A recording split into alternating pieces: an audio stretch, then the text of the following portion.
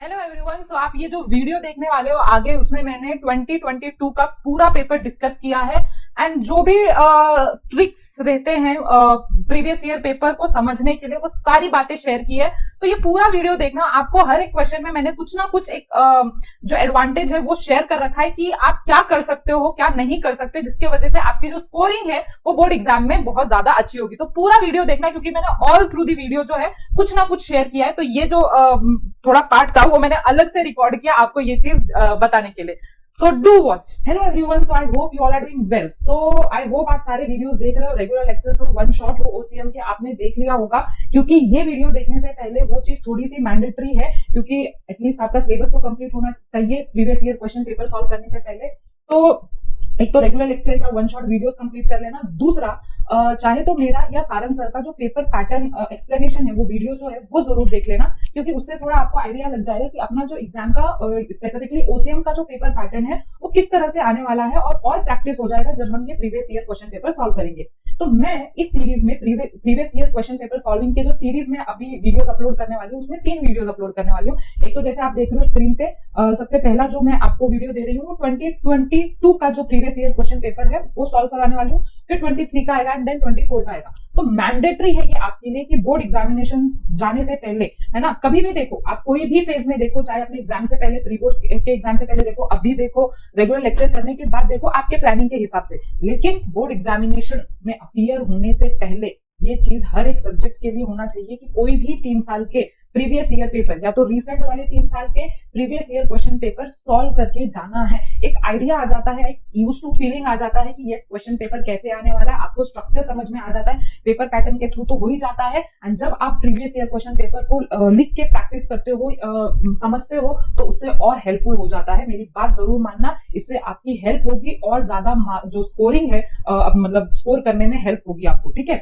तो ये सारी चीजें थी, ये पॉइंट जो मैंने आपको इनिशियल में बोला है ये भूलना मत कि आपको पेपर पैटर्न देखना है, वन शॉट वीडियोस देखना है। ये वीडियो देखने से पहले जो कि मैंने यूट्यूब पे ऑलरेडी अपलोड कर दिया है, सारी चीजें वन बाय वन हमारी तरफ से आ रही हैं। ठीक है, तो जैसे आप देख सकते हो स्क्रीन पे, हम 22 का पेपर सॉल्व करने वाले हैं ओसीएम का। ऐसे एसपी का भी होगा, इंग्लिश का भी, ऑल सब्जेक्ट का होगा। ठीक है, वो आप प्लेलिस्ट वगैरह में वीडियो सेक्शन में देख लेना।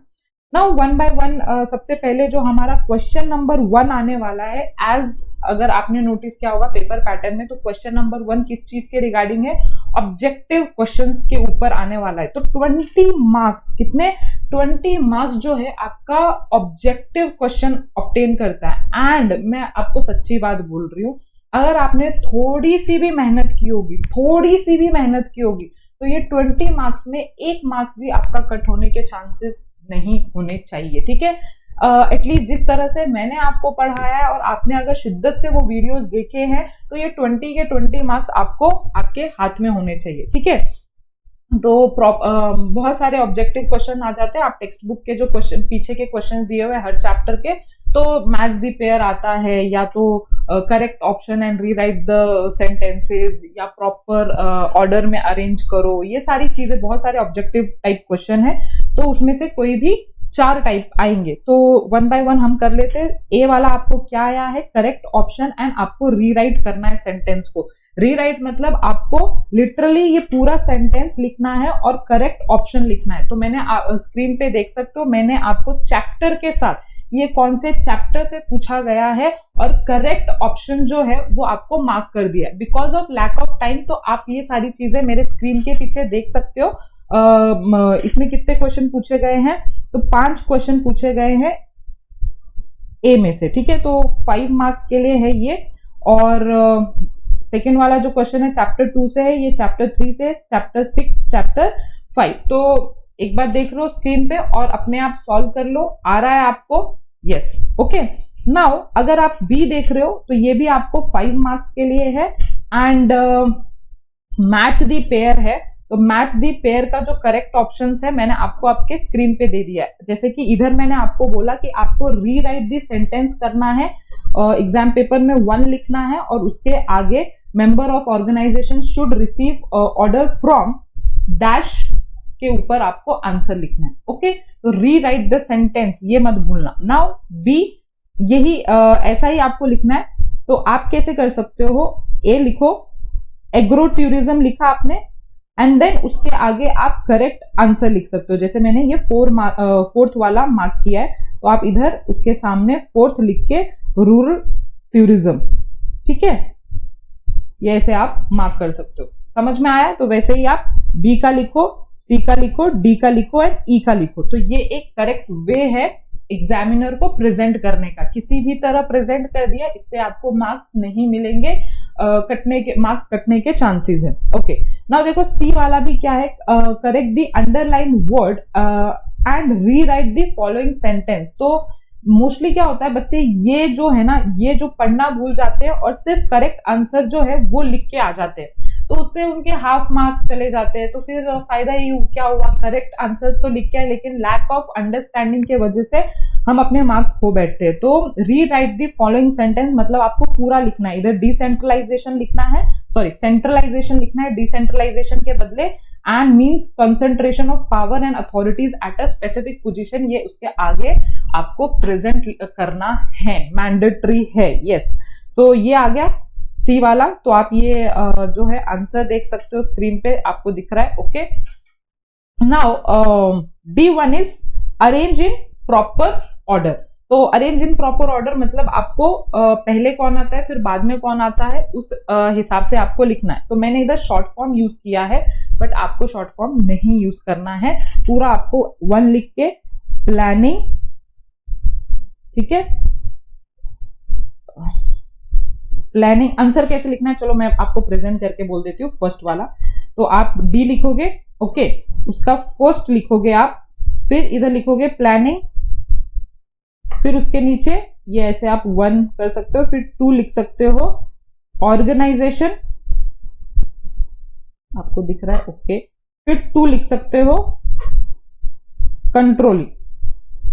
तो ये एक प्रॉपर ऑर्डर में आ गया, ठीक है। आपको नीचे नीचे लिखना है, ऐसे मत जाना, सजेस्ट करूंगी लाइन बाय लाइन जाना, ठीक है। फिर वैसे ही आप सेकंड वाला लिखोगे, जैसे मैंने दिया हुआ है इधर TAC मतलब हर का मैंने फर्स्ट वाला जो लेटर है वो लिखा हुआ है। तो पहले टेकिंग पॉलिसी आएगा, फिर एक्सीडेंट आएगा एंड फिर क्लेम आएगा। तो इस तरह से मैंने आपको आंसर मेरे स्क्रीन पे आपको बता के रखा है। तो आप स्क्रीनशॉट ले सकते हो, नहीं तो पॉज करके वीडियो आप अपने जो भी नोटबुक में सॉल्व कर रहे हो, सजेस्ट करूंगी राइट करके लिख के प्रैक्टिस करो। ये थ्योरी सब्जेक्ट है, हम यही चीज लैक करते हैं मोस्टली कि अकाउंट्स तो सॉल्व करते, मैथ्स तो सॉल्व करते, लेकिन हम थ्योरी को सिर्फ देख के पढ़ते।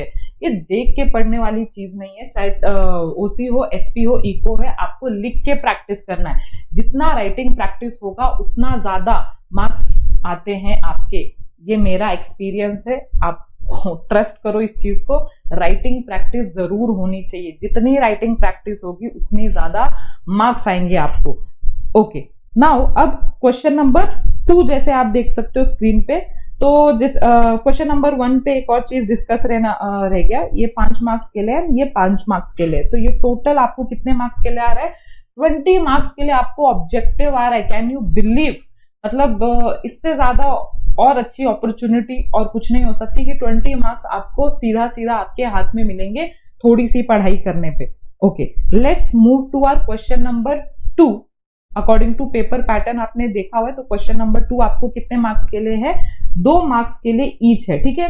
तो आप देख सकते हो इधर टोटल क्वेश्चन नंबर 2 कितने मार्क्स के लिए? 8 मार्क्स के लिए, मतलब एनी 4 आपको करना है। इधर ऑप्शन है आपको 6 में से कितने करने हैं? 4 करने हैं, जिससे कि आपको कितने मार्क्स मिलेंगे? 8 मार्क्स मिलेंगे।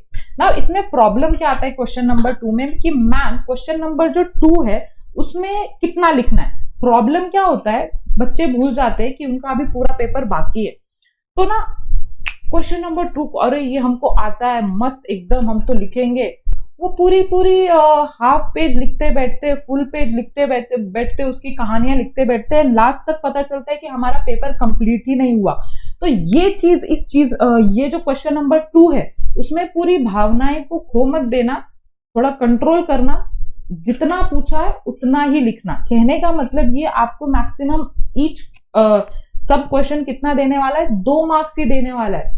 मतलब लिखना कितना है, अगर मैं आपको पॉइंट्स में मेंशन करूं तो आपको 2 to 3 पॉइंट्स आपको लिखना है, ठीक है, 2 to 3। अगर 1 and 2 में कंटेंट ज्यादा लिखा है तो आपको थर्ड पॉइंट भी लिखने की जरूरत नहीं है, लेकिन अगर कंटेंट इनफ है तो 2 पॉइंट्स आपको 2 मार्क्स दे के जाएगा, ये बिलीव करना। हाँ, अगर आपको कभी ऐसा लगता है कि ये भी इनफ नहीं है तो फिर तीसरा पॉइंट लिख सकते हो, बट मैं ऑलवेज सजेस्ट करती हूँ कि 2 मार्क्स के लिए है ना तो 3 पॉइंट है वो इनफ रहते हैं कभी भी।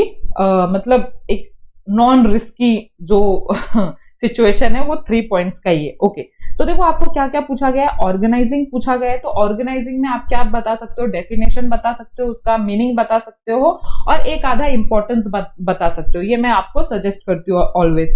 फिर आपको इंश्योरेंस पूछा गया है, इंश्योरेंस का भी आप वैसे ही one of the principle mention कर सकते हो, इंश्योरेंस का मीनिंग बोल सकते हो, उसमें कितने पार्टीज रहते हैं, ये आपको चैप्टर नंबर 4 से पूछा गया है। तो प्लीज पेज को पलटो और देखो, इधर मैं एक्सप्लेन नहीं करूंगी क्योंकि ऑलरेडी मैंने मेरे रेगुलर वीडियोस हो या वन शॉट वाले वीडियोस हो उसमें मैंने पूरा का पूरा आपको अच्छी तरह से एक्सप्लेन कर दिया है। या तो प्लीज अपने जो टेक्स्ट बुक है वो चैप्टर नंबर 4 देखो, उसमें इंश्योरेंस के टॉपिक में जाओ, इंश्योरेंस के टॉपिक में आपको मिल जाएगा। ओके, सो ई बिजनेस ये आपको चैप्टर नंबर 5 से है, एमर्जिंग मोड्स ऑफ जो अपना chapter emerging modes of business. E business में भी ऐसे ही करना, आप मीनिंग लिख सकते हो, आप एक आधा इंपॉर्टेंस लिख सकते हो, एडवांटेजेस लिख सकते हो, उसके डिसएडवांटेजेस लिख सकते हो, बहुत कुछ है। लेकिन मैंने क्या बोला है आपको याद रखने के लिए, इसमें भावनाएं को ज्यादा मत भावुक हो जाना और लिखते मत बैठना कि एडवांटेज भी लिखते डिसएडवांटेज हमको तो सब आता है,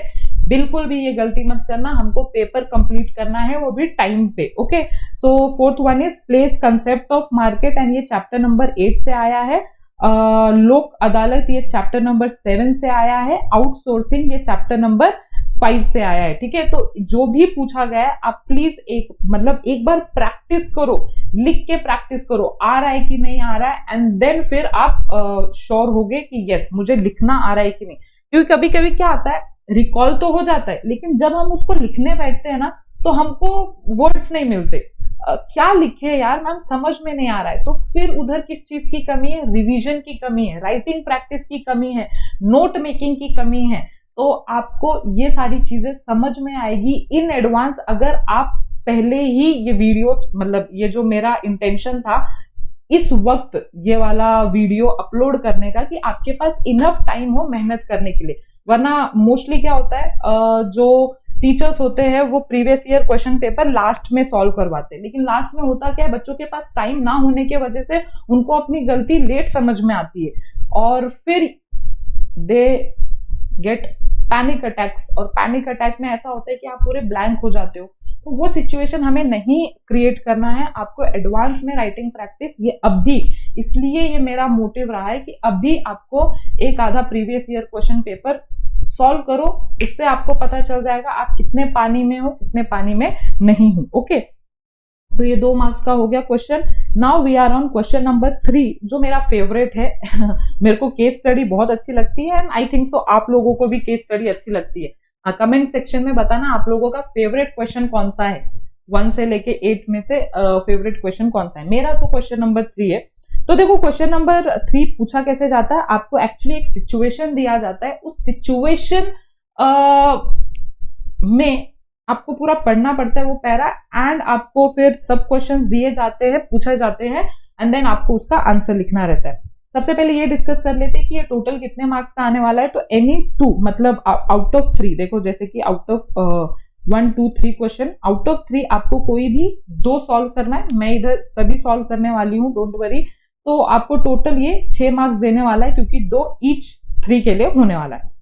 तो जैसे आप क्वेश्चन नंबर 1 देख रहे हो, तो ये आपको चैप्टर नंबर 1 से नहीं, चैप्टर नंबर 2 से आया है, फंक्शंस ऑफ मैनेजमेंट। तो इसमें पूछा हुआ है कि ऑर्गेनाइजेशन कौन फंक्शन कर रहा है इस कंपनी में, डायरेक्शन कौन कर रहा है, एंड कोऑर्डिनेशन कौन कर रहा है। तो ये जो पर्सन है ये रिस्पेक्टिवली वो फंक्शन कर रहे हैं एबीसी कंपनी में। ठीक है, तो वीडियो को पॉज करो, समझो, खुद आंसर लिखो, एंड देन मेरा आंसर देखा तो ज्यादा बेटर होगा।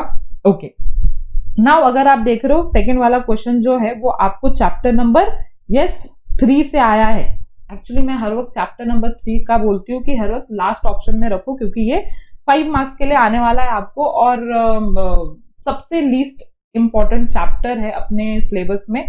बट कभी कभी यस, अगर आपको दूसरा नहीं आएगा तो ये एक आपके लिए एडवांटेज हो सकता है कि आप ये वाले चैप्टर में से क्वेश्चन सॉल्व कर दो। तो इसमें आपको पूछा हुआ है कि मिस्टर सीतारमन जो है वो क्या करता है, उसका डिजायर क्या है, मिस्टर राजा राम का डिजायर क्या है, एंड कौन सी क्वालिफिकेशन मिस्टर सीतारमन ने ले रखी है। तो आपको अगर मेरी राइटिंग समझ में आ रही होगी तो मैंने सबसे पहला लिखा हुआ है work as an accountant in a private company. जो सीतारमन है वो ही हैज, पूरा लिखना सेंटेंस, ठीक है। ये हाँ, एक और चीज इसमें बोल देती हूँ कि आपको सिर्फ ऐसे मिस्टर डूबल, मिस्टर पाटिल, मिस्टर जोशी ऐसे आंसर नहीं लिखना है, आपको पूरा लिखना है कि organising function is performed by Mister Dubal in ABC company, और मिस्टर डूबल को अंडरलाइन करना है ताकि जब एग्जामिनर उस क्वेश्चन आंसर को पढ़े तो उसको तुरंत क्लिक हो जाए और आपको तुरंत मार्क्स मिल जाए, उसको सोचने की भी जरूरत ना पड़े। तो ये पूरा सेंटेंसेस के थ्रू आपको आंसर प्रेजेंट करना है, शॉर्टकट यूज नहीं करना है एग्जाम में एटलीस्ट, ठीक है। आप क्वेश्चन पेपर सॉल्व करते टाइम पे कर सकते हो, प्रैक्टिस करते टाइम कर सकते हो। तो वैसे ही आपको इधर लिखना है कि Mister Sitaraman has a desire to work as a accountant in a private company. ऐसे ही आपको क्वेश्चन नंबर 2 लिखना है कि Mister Raja Ram has a desire to work as an to start agro tourism centre या टू परफॉर्म एंटरप्रेन्योरशिप, ऐसा उसका Dzire है। ऐसा पूरा कंप्लीट सेंटेंस लिखना है। And what qualification mister Sitaraman should have, तो the qualification is acquired by mister Sitaraman is BCom और ग्रेजुएशन, ठीक है, आप ऐसा लिख सकते हो। तो ये क्वेश्चन नंबर 2 था अपना इन क्वेश्चन नंबर 3। ना क्वेश्चन नंबर जो 3 है वो चैप्टर नंबर 5 से है, इमर्जिंग मोड ऑफ बिजनेस। उसमें आपको पूछा हुआ है कि कौन सा वेबसाइट C2C देता है, कौन सा वेबसाइट B2C है, और कौन सा स्टेप जो है अजय सबसे पहले परफॉर्म करेगा। तो क्वेश्चन को पढ़ के अगर आप देखते हो तो OLX.com is one of the C2C, जहां पे कस्टमर टू कस्टमर चीजें चलती है, और फिर Amazon.com जो है वो B2C होता है, बिजनेस कस्टमर को सर्विस देती है, एंड रजिस्ट्रेशन जो होता है किसी भी ऑनलाइन प्लेटफॉर्म पे फर्स्ट स्टेप परफॉर्म किया जाता है। तो वही आपको कंप्लीट सेंटेंस लिखना है कि C2C is OLX is the website relating to C2C and Amazon.com is website related to B2C। तो ऐसा आपको कंप्लीट सेंटेंस लिख के आपको अपना जो क्वेश्चन है वो कंप्लीट करना है। तो आई थिंक सो जितना भी हमने किया है तो इधर से आपको 8 मार्क्स मिले, 28 मार्क्स एंड 34 मार्क्स तो आपके हाथ में आ चुके हैं। यस, मुझे कुछ डिफिकल्टी नहीं लगी अगर आपने पढ़ाई की हुई है तो। इधर तक एटलीस्ट, इधर तक तो मैं श्योर हूं अगर आपने मेरे YouTube के लेक्चर्स भी अच्छी तरह से किया होगा, शिद्दत से किया होगा, तो इधर तक अभी तक कुछ मुझे टफनेस लेवल नहीं दिखा है, ठीक है। एज अ टीचर नहीं, एज अ स्टूडेंट करके भी मैं बोल रही हूँ इधर तक टफ नहीं है। Now the question number 4 and distinguish between मतलब 2 चीजें दी जाएंगी, उसके बीच में आपको अंतर बताने हैं। ओके, सो ये आपको कोई भी 3 सॉल्व करना है आउट ऑफ 4 एंड ये आपको टोटल मार्क्स 12 देके जाएगा। मतलब ही इसका मतलब अगर आप कैलकुलेट करो तो 4 मार्क्स का ईच क्वेश्चन है। नाउ फर्स्ट प्रॉब्लम जो बच्चे फेस करते हैं कि मैम इसमें पॉइंट कितने लिखने हैं, तो आई सजेस्ट 5 to 6 पॉइंट, कि अगर एक आधा आपका गलत भी हो गया तो एग्जामिनर के पास दूसरा पॉइंट रहे चेक करके आपको फुल मार्क्स दे देने का, ठीक है। और अगर आपको आता ही 4 मार्क्स है, 4 पॉइंट है, तो 4 पॉइंट ही लिखो, बिना फालतू का उसमें कुछ भी मत लिख के आओ। बच्चे बोलते मैम प्रीति मैम ने बोला है हमको 5 to 6 पॉइंट लिखना है, तो हमको तो लिखना ही है। अगर 4 आपको अच्छे से आता है and you are damn sure और आपको 5वां याद नहीं आ रहा है तो जबरदस्ती कुछ भी मत लिख के आओ, ठीक है। तो लेकिन जिसको आता है, जिसको रिकॉल भी हो रहा है, सब है, तो 5 to 6 point I suggest. Minimum 5 points भी लिख के ओके हो सकता है, लेकिन अगर टाइम है आपके पास तो 6 पॉइंट लिख दो। Okay, now the very important thing to note here is जो अपना चैप्टर नंबर 2 है फंक्शंस, ठीक है, फंक्शंस ऑफ मैनेजमेंट। अगर मैं इधर आपको दिखा दूं स्क्रीन पे तो ये जो आपको डिस्टिंग्विश बिटवीन आपके टेक्स्ट बुक में दिया हुआ है, I noticed in every previous year question कि इन 6 में से एक डिस्टिंग्विश तो आता ही है, या तो प्लानिंग ऑर्गेनाइजिंग, या तो स्टाफिंग कोऑर्डिनेटिंग, डायरेक्टिंग कंट्रोलिंग, कुछ तो भी आएगा, लेकिन आएगा पक्का।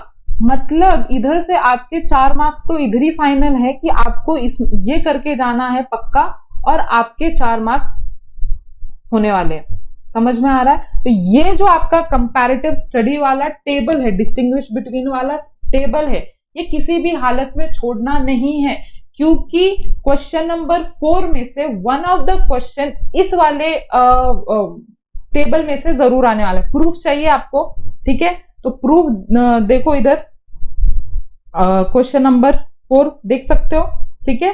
क्वेश्चन ये 2 देखो, ऑर्गेनाइजिंग एंड डायरेक्टिंग, ठीक है? ऐसे 2024 का भी क्वेश्चन पेपर है मेरे पास, जहां पे आपको staffing and I think so, wait a minute, आपको मैं बता ही देती हूं। अगर आपको प्रूफ के लिए चाहिए ना, तो इधर पूछा हुआ है आपको डिस्टिंग्विश बिटवीन में directing and coordinating, directing and coordinating का डिफरेंस पूछा हुआ है। तो ये टेबल को किसी भी हालत में छोड़ना नहीं है। एक बात समझ में आ गई इधर, ओके? नाउ ये डिस्कस हो गया कि 5 to 6 पॉइंट। नाउ दूसरा जो जिस चैप्टर में से ये डिस्टिंग्विश बिटवीन आने वाला है, वो है चैप्टर नंबर 4। मार्क कर लो, एक तो ये टेबल चैप्टर नंबर 2 में से आएगा, आपका जो डिस्टिंग्विश बिटवीन है। दूसरा जो इसका सब क्वेश्चन है, वो आपके चैप्टर नंबर 4 में से आएगा। दिखा दूं पिछले 3 क्वेश्चन पेपर। एक तो ये लाइफ इंश्योरेंस आ गया आपने 2022 में। Now the paper of 2023, current account and fixed deposit, ये कौन किसमें से? चैप्टर नंबर 4 में से। और जो 2024 का जो क्वेश्चन है, उधर से road transport and rail transport का डिफरेंस आया हुआ है। मतलब चैप्टर नंबर 4 में से आपका एक डिस्टिंग्विश बिटवीन आने वाला है। समझ में आ रहा है? क्या हम क्यों प्रीवियस ईयर पेपर सॉल्व करते हैं? यही तो जानने के लिए कि एक्चुअली कौन से, मतलब अगर आपको ये चीज आपने पहले ही से ऑब्जर्व कर ली, तो भाई आपका आधा प्रॉब्लम सॉल्व हो जाता है। मतलब आप तुरंत क्लिक कर पाते हो, तुरंत आपको समझ में आता है मुझे ये करना है, मुझे ये करना है, एंड लेट्स गो। इधर 8 मार्क्स आपके फाइनल हो गए। समझ में आ रहा है आप किस चीज को एक्सपीरियंस कर रहे हो? तो जिसको 95 अबव चाहिए ना, ये जो ट्रिक्स है वो जरूर ऑब्जर्व करता है। मतलब ट्रिक्स नहीं, ये जो ऑब्जर्वेशन है प्रीवियस ईयर क्वेश्चन पेपर में, ये जरूर ऑब्जर्व करता है। हमको बहुत सारे टीचर जरूर बोलेंगे आगे, या आपके पास्ट में जरूर बोल के रखा होगा, या जो आप फ्यूचर में कोई भी कॉम्पिटिटिव एग्जाम देने वाले हो, you should solve previous year question paper. ये स्ट्रक्चर समझ में आता है कि एक्चुअली एग्जामिनेशन का जो माइंडसेट है क्या है, कहां से ये क्वेश्चन ज्यादा पूछ रहे और कहां से नहीं पूछ रहे। तो जो नहीं पूछ रहे हैं उसको हमको बिना फालतू में टाइम नहीं देना, और जहां से पूछ रहे हैं उसको हमको मैक्सिमम टाइम देना है, ताकि हमारे एग्जाम में ऐसे क्वेश्चन हो 95 तो पक्का आने चाहिए। अगर आप मेरे स्टूडेंट हो, अगर आप मुझे बेस्ट टीचर बोलते हो कमेंट सेक्शन में, तो मेरे को चाहिए कि आपको यही ऑब्जर्वेशन करके और अच्छे से पढ़ाई करके 95 तो पक्का आने चाहिए। और रिजल्ट डे के दिन मेरे पास 100 ऑफ मैसेज होने चाहिए कि मैम आपने सही बोला था, ये करके 95 अबव में लेके आया। ये मेरे को मैसेज जरूर चाहिए। आप जो कमेंट सेक्शन में मुझे कमेंट करने वाले हो, ma'am you are the best, you are awesome and all, मुझे पता है मैं ऑसम हूं, बट नाउ आई वांट कि आप भी ऑसम बनो और आपके अंदर भी वो कॉन्फिडेंस आए जो मेरे अंदर आज है। समझ में आया? आई एम अ सीए, तो क्या क्या ट्रिक्स मैंने फॉलो किए मेरे को बताना जरूरी है। तो और प्रॉमिस है, ठीक है? आपने मुझे प्रॉमिस किया, ऐसा मैं समझ रही हूँ। ऑनलाइन के वजह से मैं एक्चुअल वाला प्रॉमिस नहीं ले सकती, लेकिन आपका मुझ पे प्रॉमिस है, ये ड्यू है आपका कि आप मुझे 95% तो जरूर लाने वाले हो ओसीएम में। Now coming on to the question number 5, तो आपको कोई भी 2 लिखना है आउट ऑफ 3, और आपको टोटल 8 मार्क्स देने वाला है। मतलब कि ये भी ईच क्वेश्चन कितने मार्क्स के लिए है? 4 मार्क्स के लिए। अब 4 मार्क्स के लिए जैसे मैंने आपको डिस्टिंग्विश बिटवीन में बताया था कि आपको कितने पॉइंट्स लिखने हैं, 5 to 6 पॉइंट्स लिखने हैं, तो वैसे ही आपको इधर आंसर प्रेजेंट करना है। एंड जैसे डिस्टिंग्विश बिटवीन तो पॉइंट्स में होने ही वाले हैं। Try to write questions in points and not paragraph. बहुत बच्चे पैराग्राफ में खिचड़ी पका देते हैं, एक तो इतना कचड़ा करते हैं ना वो अपने पेपर को कि एग्जामिनर का उधर ही दिमाग खराब हो जाता है। तो नीट एंड क्लीन आपको आंसर प्रेजेंट करना है। पॉइंट्स में बुलेट पॉइंट हो, नंबरिंग के थ्रू हो, लेकिन पॉइंट्स में आपका आंसर होना चाहिए। अगर आपकी हैंड राइटिंग अच्छी नहीं है तो हर एक पॉइंट के नीचे स्पेस छोड़ो, ठीक है, ये लिख रहे हो फिर स्पेस छोड़ो, फिर 3 लिख रहे हो स्पेस छोड़ो, ताकि अगर आपका राइटिंग अच्छा नहीं है तो you should work on presentation, क्योंकि राइटिंग तो आप रातों रात ठीक नहीं कर सकते। अगर मैं आपको बोलूं राइटिंग सुधारो, यू कांट डू, ठीक है। हाँ, प्रैक्टिस से होगा लेकिन over the period of time होगा। तो अगर आपका राइटिंग अच्छा नहीं है तो work on presentation, line mark करो, मार्जिन ड्रॉ करो, अच्छे से neat and clean at least try to present. ये सारी चीजों पे अगर आप वर्क करने लग जाओगे अभी से तो उस टाइम तक आपको हैबिट हो जाएगी, ठीक है। तो शार्पन पेंसिल रेडी होना चाहिए, अच्छा पेन रेडी होना चाहिए, और एग्जाम में जो आप पेन यूज करने वाले हो अभी से उस पेन से लिखना स्टार्ट कर दो। हाँ, आपको मजाक लग रहा होगा ये चीज, बट मेरे टीचर मुझे हर वक्त एडवाइस करते थे और वो मेरी हेल्पफुल भी हुई कि मैं एग्जाम से पहले वही पेन यूज करती थी जो मैं एग्जाम में करने वाली, तो मेरे को हैबिट हो जाती थी। तो मेरी जो स्पीड अप, जो राइटिंग की स्पीड है या जो मेरा जो राइटिंग है वो मेंटेन रहता था through out the exam paper. मतलब कभी अपना क्या होता है, स्टार्टिंग में बहुत एकदम दिल दुनिया खुश होके हम प्रेजेंट करते हैं और लास्ट में आते आते ऐसी खिचड़ी बनाते हैं, तो वो नहीं होना चाहिए। जैसा हमारा presentation start of the paper में है वैसा ही हमारा at the end of paper में राइटिंग होनी चाहिए। मतलब एक दिल खुश हो जाना चाहिए एग्जामिनर का, वाव। मतलब अगर आपकी राइटिंग भी अच्छी नहीं है तो प्रेजेंटेशन के थ्रू हो सकता है ये। यस, समझ में आ रहे हो कि मैंने ये क्यों प्रीवियस ईयर क्वेश्चन पेपर लिया, आपका क्या इंप्रूवमेंट करने के लिए, माइंडसेट तो इंप्रूव करने के लिए, एंड ये सारी चीजें जो मैं ट्रिक्स एंड ये सारी चीजें आपको बोल रही हूँ, ठीक है। तो इसमें ऐसा कुछ मैंने नोटिस नहीं किया, टेलिंग यू कि इसी क्वेश्चन इसी चैप्टर में से आता है, यही चैप्टर में से आता है, किसी भी चैप्टर में से ये पूछा जा सकता है जो ये क्वेश्चन है। तो do everything is important in book for question number 5, ठीक है। तो ये हो गया हमारा question number 5। Now we are on question number 6, justify the following statement. तो ये क्वेश्चन क्या है कि आपको जो सेंटेंस दिया हुआ है उसमें हाँ भरना है या ना भरना है। मोस्टली किस चीज के लिए आता है, you are agreeing to it, ठीक है। तो आपको जो सेंटेंस है वो उस हिसाब से यूज करना है, आपको आंसर इन ब्रीफ नहीं करना है। ये आंसर इन ब्रीफ एक नॉर्मल सेंटेंसेस यूज करके करना है, बट इधर जो क्वेश्चन आंसर जो प्रेजेंट होना चाहिए वो एक प्रॉपर तरीके से होना चाहिए। तो एग्जाम्पल के लिए जैसे मैं मेरे नोट्स में जाऊंगी और नोट्स का ये क्वेश्चन है, management principle are helpful in optimum utilisation of resource. तो इसको आपको जस्टिफाई करना है। तो जस्टिफिकेशन में आपको इस चीज से रिलेटेड आपको सारी चीजें लिखनी है। मतलब ये थोड़ा सा टफनेस लेवल पे आ गया है, क्योंकि क्वेश्चन नंबर 6, 7, 8 ये थोड़ा सा टफ होते जाएगा जैसे जैसे आप क्वेश्चन नंबर पे आते रहोगे।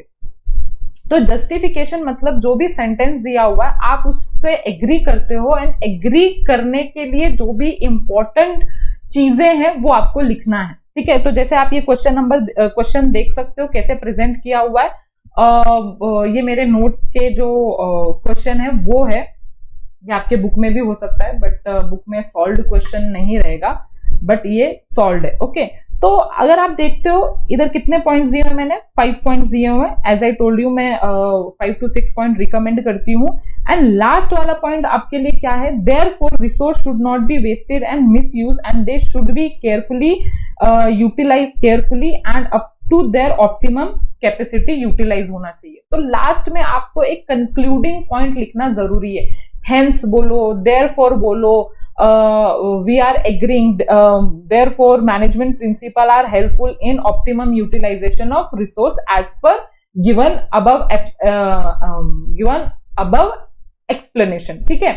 तो किस तरह से क्वेश्चन प्रेजेंट करना है ये जानना बहुत जरूरी है इन क्वेश्चन नंबर 6, क्योंकि आप अगर आंसर इन ब्रीफ की तरह नॉर्मली लिख दोगे तो उधर आपके मार्क्स कटने हैं, इधर आपको एग्री करके उससे रिलेटेड पॉइंट एंड लास्ट में एक सेंटेंस ऐड करना है, yes we agreeing to this या देयरफॉर या हेंस ऐसे वर्ड यूज करके आपको करना है।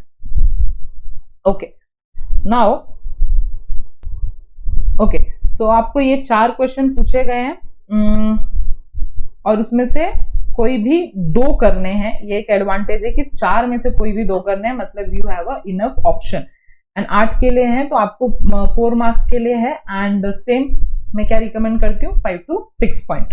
तो देख लो आपको क्या पूछा गया था 2022 में एंड प्लीज लिख के प्रैक्टिस करना। हो सकता है इसी में से एक आधा क्वेश्चन आपके इस एग्जाम के पेपर में आ जाए, तो कौन भगवान भी नहीं जानता है, सिर्फ एग्जामिनर जानते हैं कि कौन सा क्वेश्चन आने वाला है। तो देख लिया। Okay now we are on question number 7, attempt the following any 2। तो अटेम्प्ट द फॉलोइंग सेम रहेगा क्वेश्चन नंबर 5 की तरह, बट ये है आपको ईच क्वेश्चन 5 मार्क्स के लिए, क्योंकि इधर आप देख सकते हो कोई भी आपको 3 में से 2 सॉल्व करना है, मतलब एक जो क्वेश्चन है वो 5 मार्क्स के लिए आने वाला है। तो 5 मार्क्स के लिए आपको कितना लिखना है, I will suggest to write 6 to 7 point. ठीक है 6 to 7 पॉइंट्स एंड पॉइंट्स में आपको आंसर लिखना है। इसका भी अच्छी तरह से कर लेना क्योंकि आपको 10 मार्क्स डायरेक्टली आने वाले हैं। अब इधर जो मेरी ऑब्जर्वेशन है चैप्टर नंबर जो 1 है अपना प्रिंसिपल को लेके, प्रिंसिपल ऑफ मैनेजमेंट, उधर से क्वेश्चन पूछा जा रहा है और चैप्टर नंबर 4 में से कंपलसरी एक क्वेश्चन तो आ ही रहा है। मतलब अगर आप बोल सकते हो क्वेश्चन नंबर 7 के लिए कौन सा चैप्टर इंपॉर्टेंट है, तो चैप्टर नंबर 1 प्रिंसिपल या कुछ साइंटिफिक मैनेजमेंट पूछने वाले या टेक्निक पूछने वाले हैं, या तो चैप्टर नंबर 4 में से आपको, चैप्टर नंबर 4 तो वैसे भी इंपॉर्टेंट है किसी भी क्वेश्चन के लिए क्योंकि वो आपको 27 मार्क्स के लिए आ रहा है, राइट। तो more than 30% of your paper is from chapter number 4। तो कोई भी क्वेश्चन के लिए चैप्टर नंबर 4 तो इंपॉर्टेंट है ही है। तो बट लेकिन क्वेश्चन नंबर 7 के लिए अगर मैं 2 इंपॉर्टेंट चैप्टर बोलूं तो it is chapter number 1 and chapter number 4। तो ऐसा मेरा थोड़ा सा ऑब्जर्वेशन के थ्रू हुआ है। ओके तो हाँ, बट नहीं आया तो ये मत बोलना मैम आपने तो यही बोला था, बिकॉज आई एम कहीं पे ये लिखा नहीं है कि ये क्वेश्चन में से ये चैप्टर में से ये क्वेश्चन आने वाला है और है, ये सिर्फ ऑब्जर्वेशन के थ्रू जो ट्रिक्स मैं बोल सकती हूँ वो है। जैसे कि आप देख सकते हो इधर, तो इधर नेचर ऑफ प्रिंसिपल आया, मतलब चैप्टर नंबर 1, और इधर आपको प्रिंसिपल बताने के लिए बोला गया है।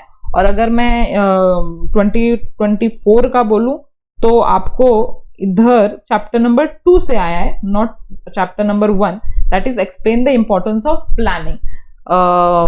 यस, तो ऐसा कुछ मैंडेटरी नहीं है जैसा मैं बोल रही थी, बट खासकर चैप्टर नंबर 1 एंड 2 से एंड चैप्टर नंबर 4 ये ऐसा कंपल्सरी देखा गया है ऑब्जर्वेशन के through. Now we are on chapter number 8 and the final अपना जो चैप्टर क्वेश्चन रहने वाला है 8 मार्क्स के लिए। 8 मार्क्स डायरेक्टली आपको क्वेश्चन नंबर 8 से मिलने वाला है। और इधर तो एक डैम श्योर है जो ये क्वेश्चन नंबर 8 आने वाला है वो आपको एक क्वेश्चन चैप्टर नंबर 4 एंड दूसरा क्वेश्चन चैप्टर नंबर 8 से आने वाला है, ये पक्का है।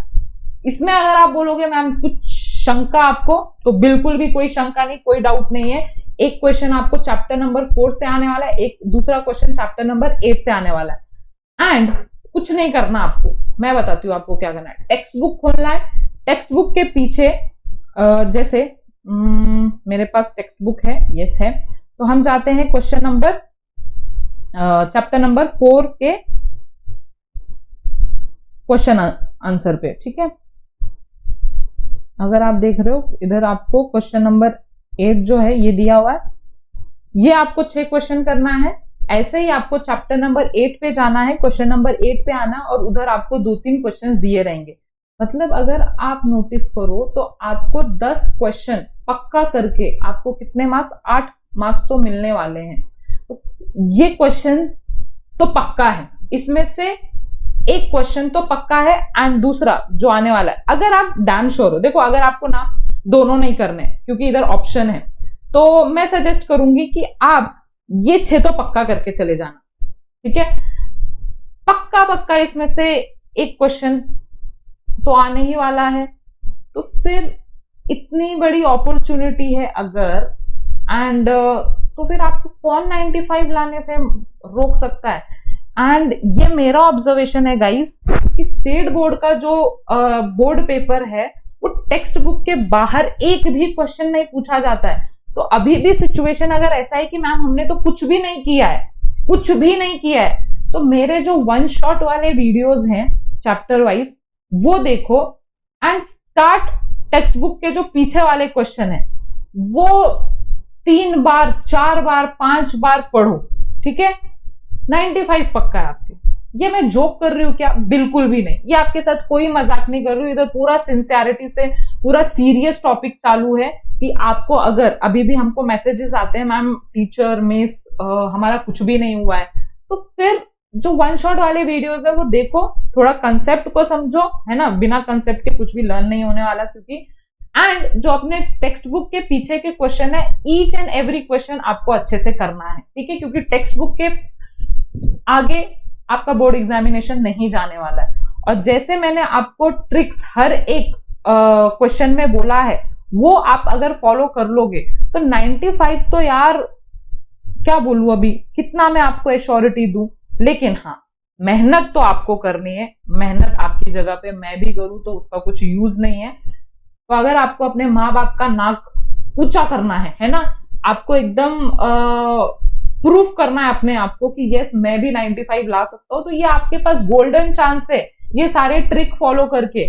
तो प्लीज प्लीज ये सारी चीजें जो मैंने आपको बताया है वो ध्यान से करो। एंड अभी भी अगर कुछ डाउट है मेरे ऊपर या खुद के ऊपर तो कमेंट सेक्शन में बोलो यार। कमेंट सेक्शन किस लिए बनाया है? ये सारे टेक्नोलॉजी, और टेक्नोलॉजी का अच्छा इस्तेमाल करो, रील्स देखने के लिए इस्तेमाल मत करो। अभी भी सितंबर है, सितंबर का आधा महीना है अभी भी, और अभी भी आपके पास 4 महीने हैं। 4 महीने में कुछ भी हो सकता है, बहुत इनफ टाइम है आपके पास, ठीक है। तो trust me, it is possible to gain 95% in each and every subject if you work consistently from today itself, ठीक है। थोड़ा आपके माँ बाप ने अगर कॉलेज की फीस भरी है, क्लास की फीस भरी है, तो उस चीज का थोड़ा इज्जत रखो कि यस हमारे लिए वो काम कर रहे हैं, दिन रात मेहनत कर रहे हैं। आपको नहीं पता दे यार कितना हार्डवर्क कर रहे हैं आपकी फीस भरने के लिए, ठीक है। तो please do not waste time यार, प्लीज मैं एक रिक्वेस्ट करती हूँ, अपने मम्मी पापा की इस फेस को समझो कि वो आपके लिए बहुत ज्यादा मेहनत कर रहे हैं, तो आपके ऊपर एक जिम्मेदारी है उनको रिटर्न में कुछ देना, ठीक है। और बहुत सिंपल है, फ्यूचर में जो रिस्पॉन्सिबिलिटी आने वाली है उससे कहीं ज्यादा सिंपल ये चीजें हैं, आप अभी तक नहीं समझे हो, तो जितना जल्दी समझ सको इस चीज को समझ लो, ठीक है। तो hope you like the video, और जरूर लाइक करना, मोटिवेशन आता है इससे मुझे और वीडियोस अपलोड करने का, और कुछ नहीं होता है, 2-4 पैसे ही मिल जाते हैं, बट इस चीज से मेरे को मोटिवेशन नहीं मिलता है। Motivation is you are watching the lecture and you are liking the lecture, ठीक है। तो hope you to see in the next lecture, bye bye.